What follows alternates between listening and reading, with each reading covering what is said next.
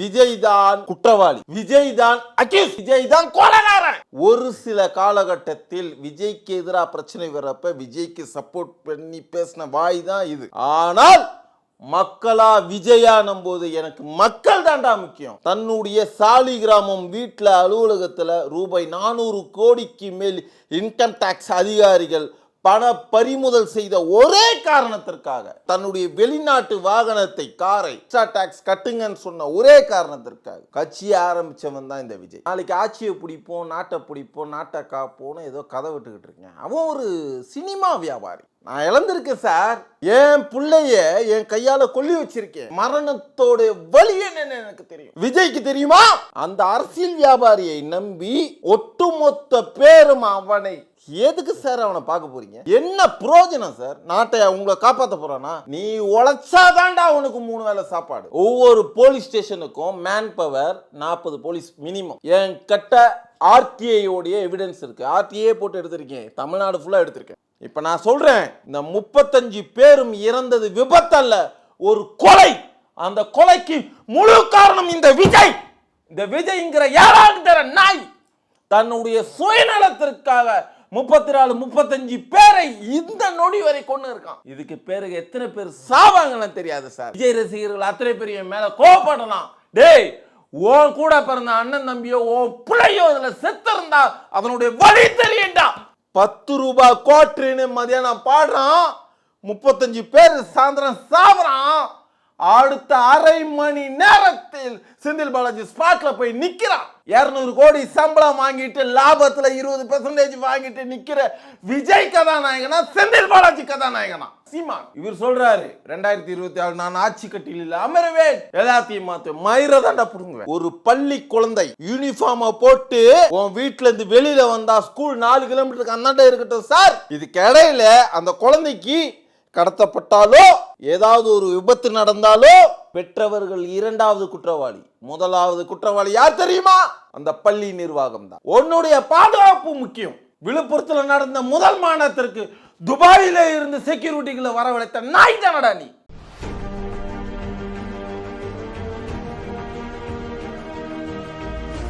வணக்கம், நான் உங்கள் ஆகாஷ் சுதாகர். மேட்பாக்ஸ் சேனல் மூலமாக உலக மக்களை சந்திப்பதில் நான் பெருமை கொள்கிறேன்.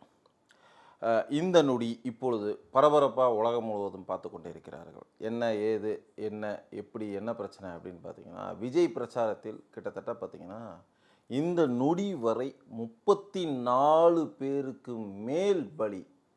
அரசாங்கம் மரணத்தை மறைக்கிறதோ அப்படிங்கிற ஒரு எண்ணம் தோன்றுகிறது. இப்போ இந்த பேசிக்கிட்டு இருக்க இந்த காணொளி சமயத்துலேருந்து ஒரு ஒரு ஒரு 10 நிமிஷத்துக்கு முன்னாடி வரையும் 10 பேர் பலி, 12 பேர் பலி, 15 பேர் பலி அப்படின்னாங்க. திடீர்னு பார்த்தீங்கன்னா 32, 33, 34ன்னு எண்ணிக்கை கூடுது. இன்னும் எண்ணிக்கை கூடும் அப்படிங்கிற ஒரு கேள்விக்குறியோடு செய்திகள் அத்தனை ஊடகத்திலும் நகர்ந்து கொண்டிருக்கிறது. இதுக்கு இடையில் பார்த்தீங்கன்னா முதலமைச்சர், பிரதமர், முக்கிய அமைச்சர்கள் அத்தனை பேருமே இரங்கல் தெரிவித்து கொண்டிருக்கிறாங்க. இதில் என்னன்னு கேட்டிங்கன்னா, அந்த பகுதியுடைய பிரதிநிதி, அந்த பகுதியுடைய அமைச்சர் செந்தில் பாலாஜி அவருக்கு ஒரு அவசர ஆர்டர் என்னன்னு கேட்ட அவசர கட்டளை முதலமைச்சரிடமிருந்து, உடனடியாக நீங்கள் களத்திற்கு சென்று ஆய்வுகள் செய்ய வேண்டும், கூட இருக்கணும் அப்படிங்கிற ஒரு ஆர்டர். இதெல்லாம் பார்க்கும்போது நம்மளுக்கு பயம் ஏற்படுது. 10 பேர் தான் செத்தாங்களா, 20 பேர் தான் செத்தாங்களா, உண்மையிலேயே 32, 34 பேர் தான் செத்தாங்களா, 6 குழந்தைகள் 20 பெண்கள் தான் செத்தாங்களா அப்படிங்கிற ஒரு கேள்வி நம்மளுக்குள்ள எழுந்துக்கிட்டே இருக்கு. சரி, இதெல்லாம் இருக்கட்டும். நான் என்ன கேட்குறேன், காவல்துறை மீது குற்றமா அல்லது விஜய் மீது குற்றமா? நம்ம யாரை குறை சொல்றது தெரியல. விஜய்ங்கிறது நேற்றுக்கு பிறந்த குழந்தை சார். அவன் இன்னும் தவளவே ஆரம்பிக்கலை. நாளைக்கு ஆட்சியை பிடிப்போம், நாட்டை பிடிப்போம், நாட்டை காப்போன்னு ஏதோ கதை விட்டுக்கிட்டு இருக்கேன். அவன் ஒரு சினிமா வியாபாரி. விஜய்க்கு நிறைய ஒரு இக்கட்டான சமயத்தில் விஜய்க்கு நானே சப்போர்ட் பண்ணி இந்த ஊடகத்தில் நான் பேசியிருக்கேன். ஆனால் இன்றைக்கி மக்களாக விஜய்னும் போது எனக்கு விஜய்லாம் கணக்கு தெரில, மக்கள் தான். நான் இழந்திருக்கேன் சார், நான் இழந்திருக்கேன். என் பிள்ளைய என் கையால கொல்லி வச்சிருக்கேன். மரணத்தோட வலி என்னன்னு எனக்கு தெரியும். விஜய்க்கு தெரியுமா? விஜய்க்கு தெரியுமா? பெத்த புள்ளைய 10 வருஷம் வளர்த்துட்டு தான் கையாலேயே சுடுகாட்டில் கொல்லி வச்ச வலி விஜய்க்கு தெரியுமா?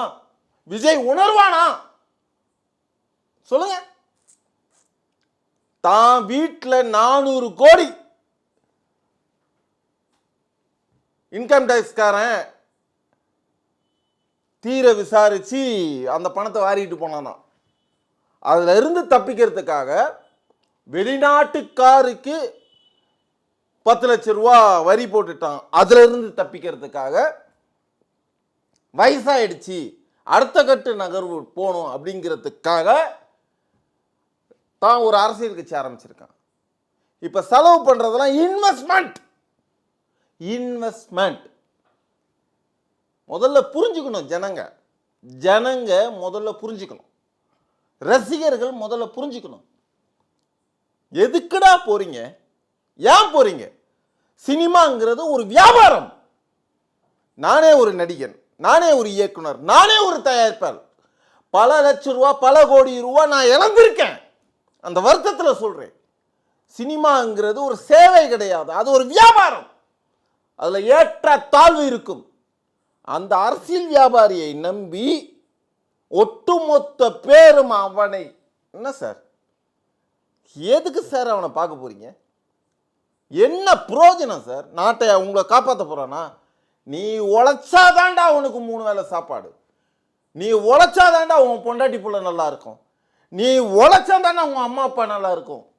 சாகுற காலத்துல நீ உழைச்சி சேர்த்து வச்ச காசு தாண்டா உன்னை தூக்கி நிமிர்த்தம். இல்லைன்னா நீ எல்லாம் அனாத போனதாண்டா. பர்மிஷன். இது ஜனநாயக நாடு சார், இது ஜனநாயக நாடு. யார் பர்மிஷன் கேட்டாலும் கொடுத்துடணும். ஓகேங்களா? நீ 5 லட்சம் பேரை ஒன்னா கூட்ட, அதுக்காக உனக்கு பாதுகாப்பு 5 லட்சம் பேர் போலீஸ் பாதுகாப்பு வருவானா? ஒவ்வொரு போலீஸ் ஸ்டேஷனுக்கும் மேன் பவர் 40 போலீஸ் மினிமம். என் கிட்ட ஆர்டிஐயோடைய எவிடன்ஸ் இருக்கு. ஆர்டிஐ போட்டு எடுத்திருக்கேன், தமிழ்நாடு ஃபுல்லாக எடுத்திருக்கேன். எந்த போலீஸ் ஸ்டேஷன்லையும் முழுசா 40 பேர் வேலை செய்யறதே கிடையாது. அப்போ எங்க தாண்டா போறீங்க? It's a question mark. இதெல்லாம் இருக்கட்டும். நான் கேட்குறேன், இந்த 34 35 இந்த நொடி வரை 34 35 பேர், ஓகேங்களா? இந்த நொடி நான் காணொளி பேசிட்டு இருக்கிற இந்த நொடி, இதை டெலிகாஸ்ட் ஆகிறப்ப எத்தனை பேர் செத்துருப்பான்னு தெரியாது. நாளைக்கு இந்நேரம் எத்தனை பேர் செத்துருப்பான்னு தெரியாது. இதுக்கு, இந்த சாவுக்கு விஜய் தான் முழு பொறுப்பாளி. விஜய் தான் குற்றவாளி. விஜய் தான் அக்யூஸ்ட். விஜய் தான் கொலைகாரன். எப்படின்றீங்களா? உதாரணத்துக்கு சொல்றேன், கேளுங்க. மக்கள் என் மேல கோவப்படலாம். நான் திரும்ப ஒரு அண்டர்லைன் பண்றேன். ஒரு சில காலகட்டத்தில் விஜய்க்கு எதிராக பிரச்சனை வர்றப்ப விஜய்க்கு சப்போர்ட் பண்ணி பேசின வாய் தான் இது.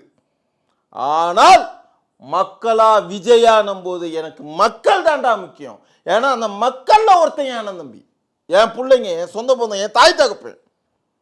இந்த 34 35 பேர்ல 6 குழந்தைகள். திட்டவட்டமா ஒரு அமைச்சருக்கு நான் தொலைபேசி மூலமா ஃபோன் போட்டு கேட்டேன். ஆமா சுதாகர், 6 குழந்தைகள். என்னை பார்க்கும்போதே வழியா இருந்ததுரா, என்னால் என்ன சொல்றதுனே தெரியலன்னு அழுதார். ஒரு ஐஏஎஸ் அதிகாரிக்கு ஃபோன் பண்ணி கேட்டேன். எதுவும் சொல்றதுக்கு இல்லை சுதாகர், நாளைக்கு நியூஸ் பாருங்க. ஃபோனை கட் பண்ணிட்டார். ஒரு காவல்துறை அதிகாரிக்கு கால் பண்ணி கேட்டேன், ஏதாவது பேசுங்க, ஏதாவது செய்யுங்க, மக்களை விழிப்புணர்வு கொண்டு வாங்க, தயவு செஞ்சு இனி இந்த மாதிரி ஒரு 7:30 கூட்டத்துக்கெல்லாம் ஜனங்களை கொண்டு போகாம ஏதாவது தடுங்க, உங்களை கையெடுத்து கும்பிடுறேன். என் பிள்ளைங்களும் விஜய் ரசிகர், நாளைக்கு செத்து போனா நானும் அனாதை சார், எனக்கு கொல்லி வைக்க ஆள் இல்லைன்றார் ஒரு காவல்துறை அதிகாரி. ரசிகர்கள் அனைவருக்கும் தயவு செஞ்சு உன் காலை தொட்டு கேட்டுக்கிறேன், இன்னைக்கு சினிமாங்கிறது வியாபாரம்டா. தன்னுடைய சாலி கிராமம் வீட்டில் அலுவலகத்தில் ரூபாய் 400 கோடிக்கு மேல் இன்கம் டாக்ஸ் அதிகாரிகள் பண பறிமுதல் செய்த ஒரே காரணத்திற்காக, இரண்டாவது காரணம் தன்னுடைய வெளிநாட்டு வாகனத்தை, காரை இன்கம் டாக்ஸ் எக்ஸ்ட்ரா டாக்ஸ் கட்டுங்கன்னு சொன்ன ஒரே காரணத்திற்காக கட்சியை ஆரம்பித்தவன் தான் இந்த விஜய். கௌரவம், கௌரவ கொலைன்றீங்க பார்த்தீங்களா, இதுவும் ஒரு கௌரவ கொலை. இதில் அடிமைப்பட்டு சின்னமாயி அநாத நாய்களா செத்து போடுது இன்னைக்கு 34 பேரும். நான் சொல்றேன்டா, அந்த 34 பேரும் என் அண்ணன் தம்பிகள், என் குழந்தைங்க, என் அப்பன் தகப்பன், அத்தனை பேர் அநாத நாய்களை செத்து போயிட்டான். இந்த கேடு கட்ட அநாத நாய் விஜய்ங்கிற ஒரு நாயினால. தமிழக முதல்வர் மு.க. ஸ்டாலினை கையெடுத்து கும்பிட்டு கேட்டுக்கிறேன். என்னுடைய கொள்கைக்கும் என்னுடைய சித்தாந்தத்துக்கும் நீ எதிரானவன் தான். ஆனால் இன்று உன்னிடம் ஆட்சி இருக்கு. தயவு செஞ்சு கேட்டுக்கிறேன், இந்த இடத்துல விஜயா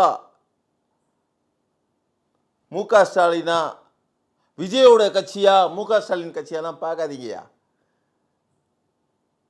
செத்து போனது அத்தனை பேருமே இன்னைக்கு 10 கோடி மக்கள்ல நம்மள் ஒருத்தன். இன்னைக்கு சாக போறவன் எத்தனை பேருன்னு தெரியல, உயிரோட துடிச்சுக்கிட்டு இருக்கவன் எத்தனை பேருன்னு தெரியல. செஞ்சு காப்பாத்துங்கயா. புஷ்பா படத்துக்கு, புஷ்பான்னு ஒரு படம் வந்தது, அந்த படத்துக்கு ஒரே ஒரு பெண்மணி கூட்ட நெரிசலில் இறந்தால் உச்ச நீதிமன்றம் வரை அந்த வழக்கு போய் வந்து கொலைகாரன் அந்த கதாநாயகன் தான் அப்படின்னு தீர்ப்பு வந்துச்சு. அது வேற விமர்சனம். நான் உங்களுக்கு இன்னொரு உதாரணம் சொல்றேன்.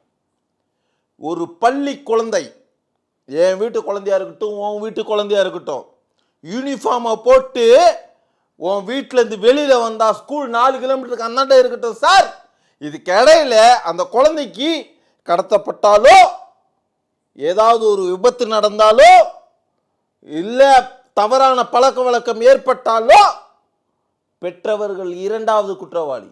1வது குற்றவாளி யார் தெரியுமா? அந்த பள்ளி நிர்வாகம் தான்.